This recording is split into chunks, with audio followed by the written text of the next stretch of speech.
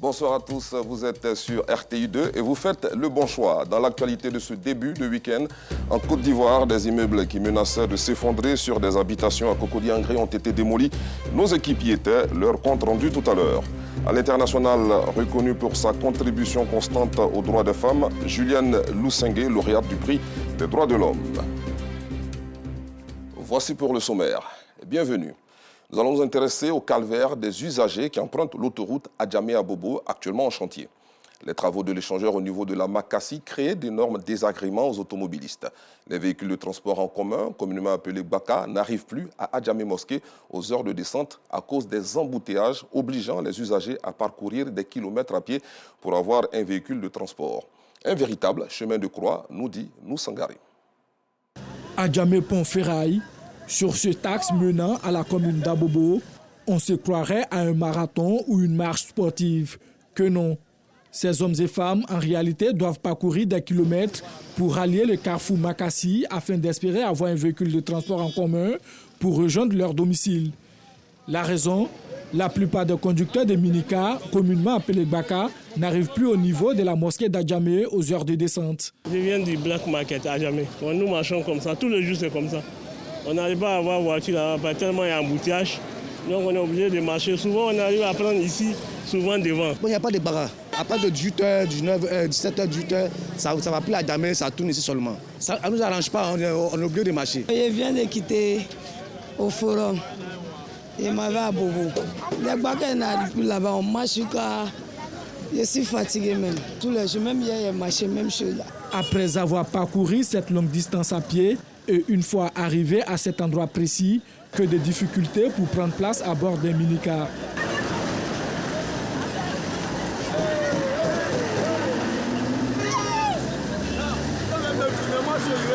Ce refus de conducteur d'arriver à Adjamé pour transporter les usagers est justifié par la présence des embouteillages.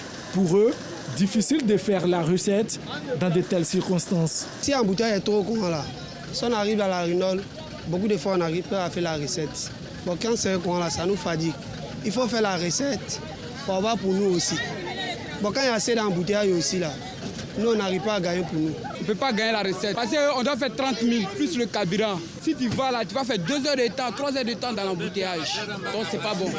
Donc voilà pourquoi on va, quand on dépose, on vient vide, on vient tourner ici, puis on prend, on va à Bobo. À Abidjan, on fait 2 heures.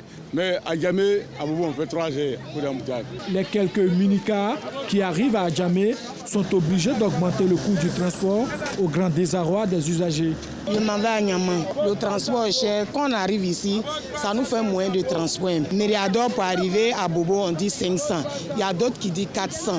Bon, si tu prends ça pour descendre à Bobo, ça te fait 500. À Bobo, à Niamey, 500 000 francs. On marche pour venir pour emprunter souvent 300, 250 pour faire le moins de transport. Les embouteillages sur l'axe Adjamé-Abobo par le pont Ferraille sont liés aux travaux de l'échangeur au niveau du carrefour Makassi. Les populations devront prendre leur mal en patience et attendre la fin des travaux pour voir leur calvaire s'estomper. Direction le Niger, dans la sous-région où les feuilles de palmier Doum sont utilisées par les artisanes de Indoudou, un village touareg du nord du pays, pour confectionner divers objets. Regroupées en association, ces femmes se partagent les tâches depuis la cueillette des jeunes feuilles jusqu'au produit fini. Découverte avec Bintou Pekele, notre envoyé spécial au Niger. Ayou et Fatima sont vannières dans le village de Indidou, au nord du Niger. Leur spécialité, confectionner des paniers et des sacs avec des feuilles de palmier Doum. Et tout commence par le choix de feuilles. Les bonnes sont au cœur de la plante. C'est pas par hasard qu'on choisit les feuilles qui sont à l'intérieur. Celles de l'extérieur sont dures et cassables. Les bonnes sont malléables et faciles à transformer. Et même la couleur est différente. Il faut donc prendre le temps de bien fouiller et trouver celle qu'il faut. Parfois, les deux femmes demandent de l'aide pour couper les jeunes feuilles sur les doumiers, long de 10 mètres. Elles utilisent également les fruits de ce palmier pour préparer une boisson sucrée. De retour à la maison, les feuilles passeront par plusieurs étapes. D'abord, elles sont détachées en 3 parties. On utilise cette partie pour faire les vannes et pour balayer la maison. Celle-ci pour construire nos maisons. La troisième partie est la plus souple. C'est elle qu'on utilise pour faire les sacs. On ne jette rien. Même les fils sont utilisés comme médicaments pour nos animaux et pour le lait. Ensuite, la bonne partie sera séchée à l'ombre pendant 7 jours. Lorsqu'elle sèche, elle se présente comme ça et on lave la marmite pour enlever toute trace d'huile. Dans l'eau bouillante, on passe les feuilles, les tourne encore et encore, mais elles ne doivent pas durer au feu.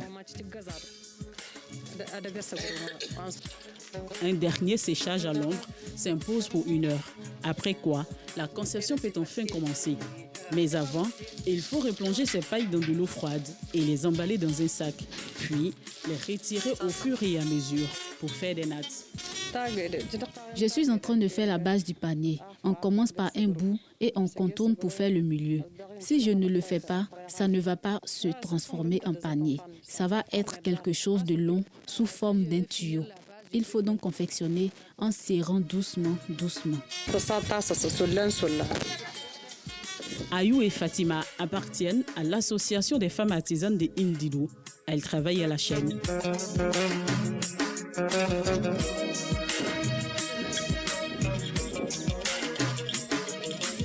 Elles sont une centaine, mais les commandes se font rares. Elles travaillent donc par vacation. Et c'est Idi, la présidente, qui répartit les tâches. C'est les Blancs qui commandent ça. Les prix grands, c'est à 5 000 francs. Il y a 4 500, 3 000, 3 500. Bon, je partage ça à quelques femmes. Ça ne suffit pas. Une femme fait 1 ou 2. Quand une commande encore vient, on partage. En dehors de ces quelques commandes de l'étranger, ces vannières ne vendent pas. Leurs produits n'ont pas de valeur au plan local. Nous n'avons pas de moyens pour déplacer aux foires. Ils n'ont pas de valeur au marché. Ils veulent ça à 500 francs même. C'est très fatigant. Maintenant, même la paille là qu'on utilise, il n'y en a pas ici près là. Il faut marcher jusqu'à 3 km, jusqu'à même 15 km pour trouver ça. En plus des sacs et paniers, les artisanes de Indilou font des nattes pour protéger leur toit du soleil. Ces femmes gardent l'espoir d'un lendemain meilleur pour tous ces produits faits à la main dans ce village touareg reculé du Niger. En attendant, elles passent du bon temps entre femmes.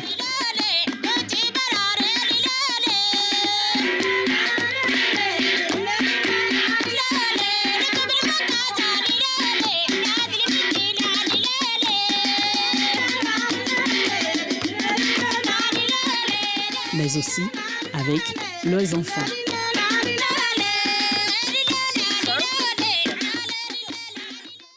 Retour en Côte d'Ivoire pour parler d'autonomisation de la femme, surtout de celle de l'Ogwalé. Avec ses nombreuses vertus, l'huile rouge de Douélé est un produit très prisé, nous disent Alassane Drabo, Théodore Zouzou et Gilles Tonien. Marché hebdomadaire de Douélé, village de la sous-préfecture de l'Ogwalé à l'ouest du pays. Il est 14h30. La voie internationale Logwalé-Mans est moins occupée par les commerçants et acheteurs. Sous ce manguier, à cet endroit du marché du village, quelques bidons de 25 litres sont encore visibles alors que les vendeuses sont rentrées chez elles. Ces récipients contiennent de l'huile de palme made in Douélé et constituent l'essentiel des produits achetés par ces commerçantes. On fait huile à main, mais ce n'est pas la même chose qu'ici à Douélé. Pour moi, là, il y a un produit, ici, là, il n'y a pas de produit dedans. À l'ombre du manguier se trouve également un tailleur qui vient lui aussi tous les jeudis raccommoder la lingerie déchirée de ces populations rurales de Douélé. Il revient sur l'affluence des commerçantes et acheteurs d'huile de palme en ce lieu quelques heures plus tôt. Ça, j'ai dit, les femmes quittent au village pour venir vendre l'huile. Elles viennent beaucoup, c'est mes voisines. Pour ces acheteurs grossistes ou ces détaillantes, la vente de l'huile rouge de Douélé est une bonne affaire. Dans l'exercice de cette activité, pour éviter les pertes, elles ont des techniques pour reconnaître la bonne qualité. Si on vient, on ouvre le bidon là, on goûte. Ce qui n'est pas bon, on sait. Ce qui est bon là, c'est bien rouge, noir dedans. Mais ce qui n'est pas bon, c'est tout blanc. Quand on a goûté, c'est doux. Maintenant, si tu prends, tu as des clients pour acheter à F3. On prend le bidon pour vendre sur litre, et puis on attache aussi des 200 à 100 francs, le litre à 1500. À 100 mètres de là, la famille Cessier, productrice, confirme la technique utilisée par les acheteurs. Quand tu la goûtes, ça ne reste pas sur la langue. Ça, c'est le vrai. En tout cas, quand tu laves, tu te sens en lait, tu ne te sens pas un peu bizarre. Quand c'est le faux, quand tu laves, c'est comme si ça a duré dans la maison. Sans nous dévoiler le secret de production de la meilleure qualité d'huile rouge, Monique Saucier nous conduit à leur usine de fortune. Elle explique brièvement les étapes. Chez nous, ici, là, on prend graines africaines, on met dans barrique. Quand on met dans barrique, on met l'eau dedans et puis on met feu en bas. Quand ça bout bien, dès que c'est bien cuit, tu enlèves dans barrique. Tu mets dans un mortier qui est là. Il y a au moins 5 à 6 personnes qui pilent. Dès que c'est bien pilé, tu enlèves encore dans le mortier là. Tu mets dans un autre barrique. Et puis tu mets l'eau dessus. Tu laves. Tu enlèves les grains là. On met l'eau dedans, ça devient bien léger. Et puis on met feu en bas. Donc quand ça bout, tu laisses. Ça bout bien. Quand c'est bien cuit là, une sort. Ici, rien n'est rejeté, mais rien d'autre n'accroît les revenus des productrices. Ça sert à allumer du feu, c'est tout. Les femmes battantes de Doualé plaident pour un appui. Avec la main là, ça nous fatigue beaucoup. Si au moins il y a une machine à côté là, ça va nous aider, on va se reposer.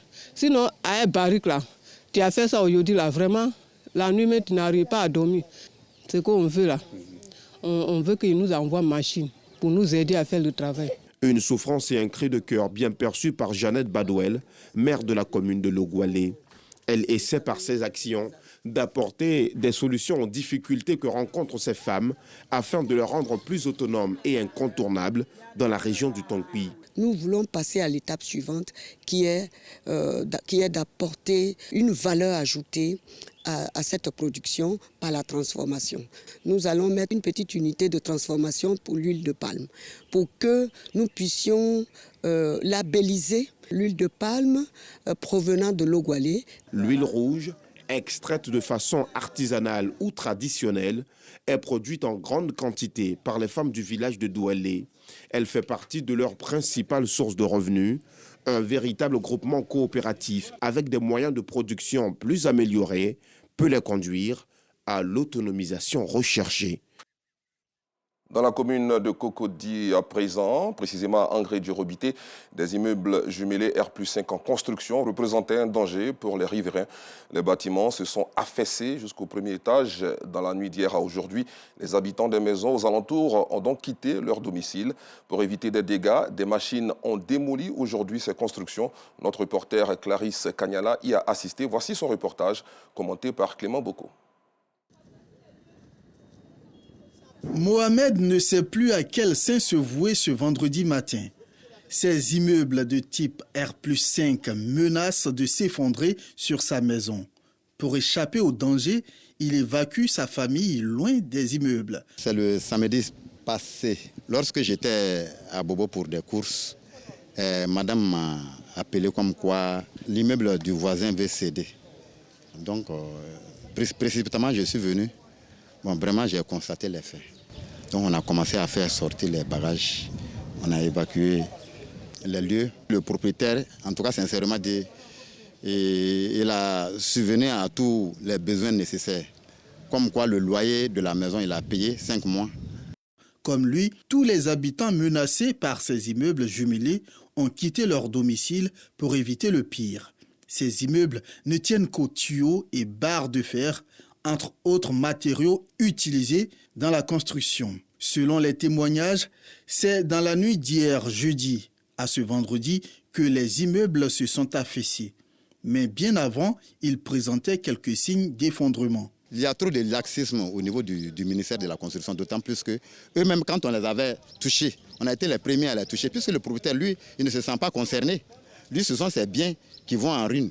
Donc lui, il ne les a pas appelés, mais nous, on devrait, au moins, c'est nous qui étions les victimes, là, c'est nous qui devrions chercher à les appeler. Donc on les a appelés, ils ne sont pas venus à temps. Ils ont traîné. Ils ont fait, je pense, 3 jours avant de venir. Quand ils sont venus, ils ont décidé comme quoi on devrait vraiment casser la maison. Le lendemain, ils sont venus avec une machine, une peinteuse en vue de détruire la maison. Le surlendemain, il y a une chargeuse qui est venue prendre la machine est retournée. Face au danger imminent, les forces de l'ordre sur les lieux ont érigé un périmètre de sécurité autour des bâtiments. Selon des sources, depuis une semaine, ce bâtiment a été fermé par les services du ministère de la Construction, du Logement et de l'Urbanisme pour non-conformité. Le ministère a dépêché aux environs de 11 heures un camion transportant une machine de démolition qui arrive sur les lieux. Mais avant, les conducteurs doivent prendre des précautions pour entamer la démolition. Puis, l'opération de démolition peut commencer. 30 minutes après, le chauffeur sort du camion. Il ne se sent plus en sécurité. L'immeuble risque de s'effondrer sur son engin. Il doit s'assurer de la direction que va prendre l'immeuble dans sa chute. Ce n'est qu'après vérification qu'il se remet au volant du véhicule. Sur les lieux, le propriétaire de l'immeuble est perturbé. Ni lui, ni le chef du projet de construction n'ont voulu nous accorder une interview.